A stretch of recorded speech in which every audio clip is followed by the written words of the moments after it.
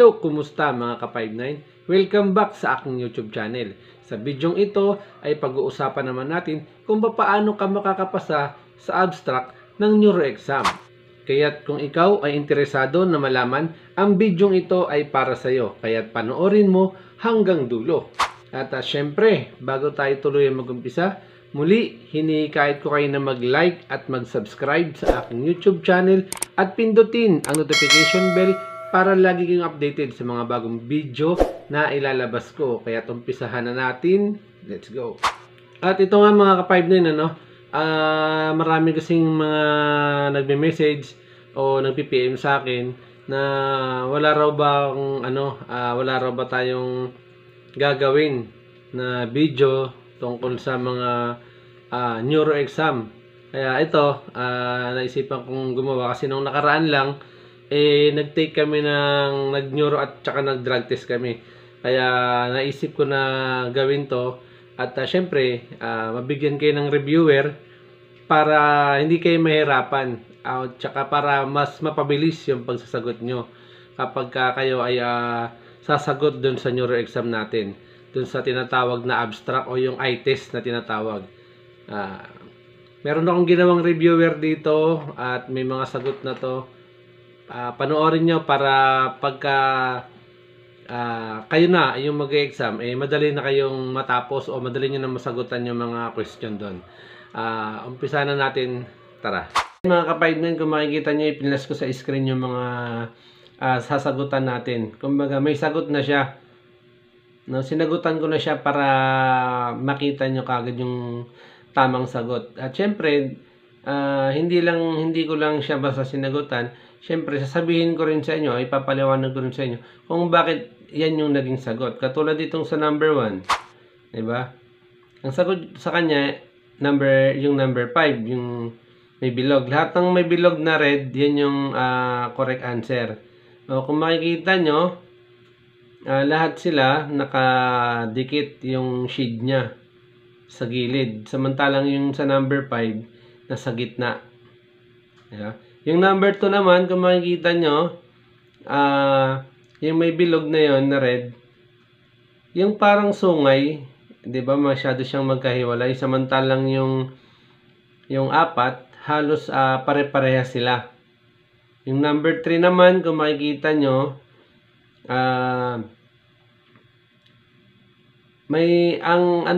halos pare-parehas sila na may touch lock doon sa loob.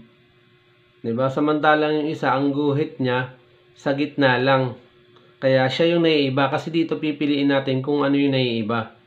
Kaya dito maano yung mata natin kung malinaw ba o kaya ba nating tumingin ng kung halos magkakaparehas, mapapansin ba natin. 'Di ba?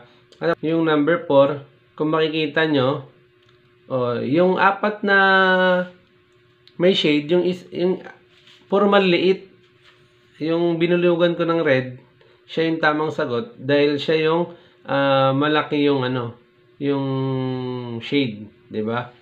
Sa number 6 naman, kung makikita nyo, puro tatsulok siya, 'di ba? Yung isa naman, korteng diamond, kaya siya yung sagot. Ganon din sa number 6. Kung makikita nyo, yung shade niya bandang taas, samantalang yung isa nasa gitna lang yung shades niya. 'Di ba yung shade?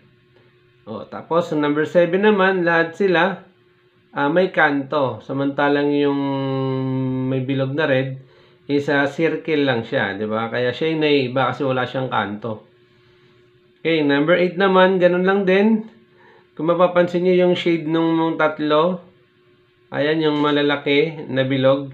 Ang shade niya puro pahiga.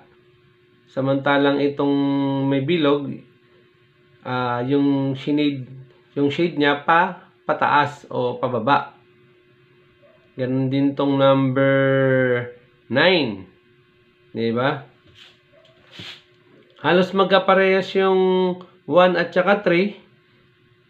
Tapos yung 2 at saka 5. Ang nag-iiba sa kanila yung number 2. Yung number 10 naman, kung makikita nyo, tatlo yung nakikita nyo na puro may bilog. Ayan, no? Tatlo, samantalang yung isa, yung binulugan natin, dalawa lang.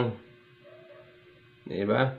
Ganon din yung sumunod, number 11. Kung makikita nyo, yung bilog na nakapatong sa labas, kung mapapansin nyo, lahat sila, yung bilog nakapatong sa may shade na black. Samantalang itong binilugan natin, yung bilog niya, nakapatong siya dun sa walang shade. Kaya siya yung naiiba. Ganon din yung sumunod, yung number 12. Diba? Yung shade niya. Itong next, yung number 13. Kung makikita nyo, puro touch lock. Pero, yung yung binilugan natin, ang shades niya, shinade siya sa may bandang gitna. Yung yung 4, puro sa gilid. Okay, yung 14 din, ganon. Kung makikita nyo, puro triangle. Yung isa, yung binilugan natin, nasa gilid. Yung 15, ganon din.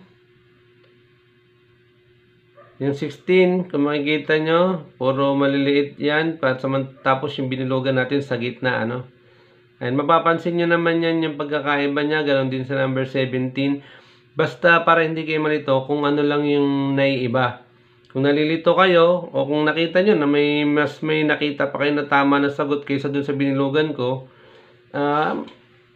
mas malinaw mata nyo, di ba? Pero ito sureball to Kasi ilang beses ko itong inulit-ulit.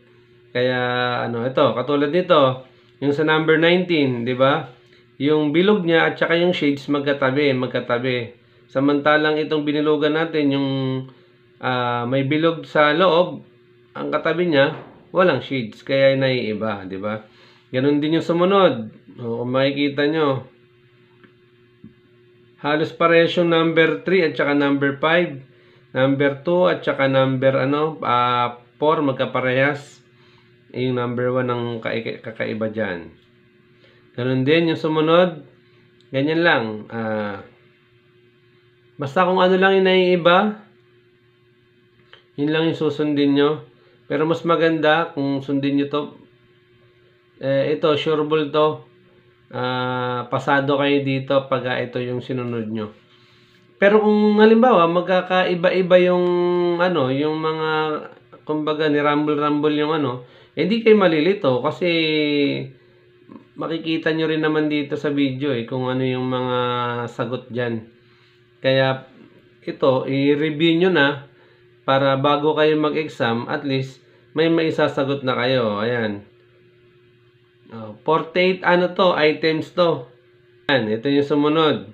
Yung 37, ayan inano ko na, pinoward ko na kasi para mas mabilis nyong malaman. Itong number 37, yung shade niya, lahat puro dito bandang kaliwa. Ayan, yung number 1, number 3, number 4, number 5.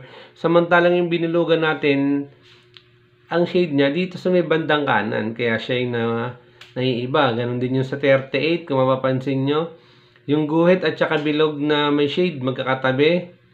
Samantalang yung number 3, yung binilugan natin, siya lang yung nakahiwalay. Okay, ganun din yung number 39. Number 40, ganun din. Kung mapapansin nyo, lahat sila, sunod-sunod yung laki. Samantalang yung number 4, yung binilugan natin, hindi sila sunod-sunod, hindi pantay o hindi sila magkakasunod yung laki niya. Ayan. Ganun din yung number 40. Diba? Yung number 41.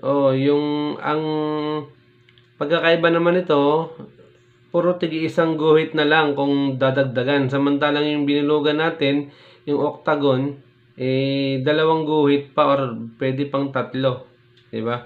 Yung number 42 naman, ganun din. Kung makikita nyo, yung shade niya, yung number 1 at saka number 3 ay number 4, halos magkabangga. Ganon din yung number 2 at saka number 5. Ang kakaiba lang yung number 3 kasi pababa yung niya. Ganon din yung number 43 number 44. Ganon din.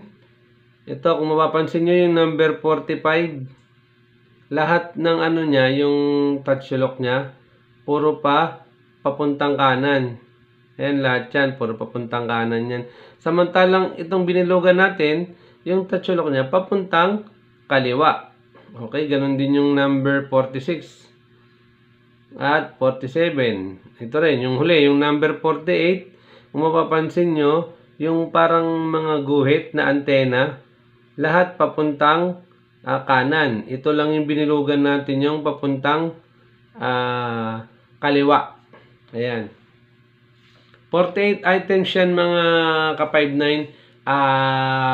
Matic, simpleng-simple lang sa inyo yan. Basta i-review nyo lang yung video bago kayo mag-neuro exam.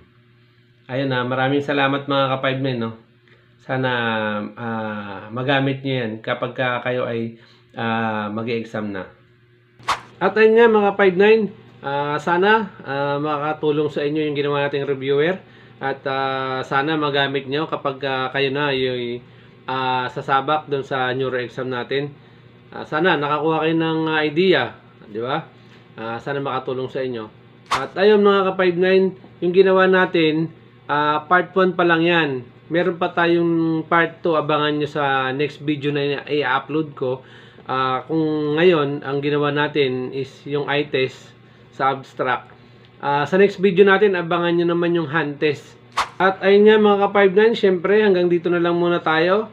At syempre, wag natin kalimutan ang ating laging paalala. Always 10-3-5 sa ating mga 2-0 para 74 tayo. 1-6. Ayun mga ka-59, maraming salamat. Mabuhay tayo at God bless sa ating lahat. Thank you.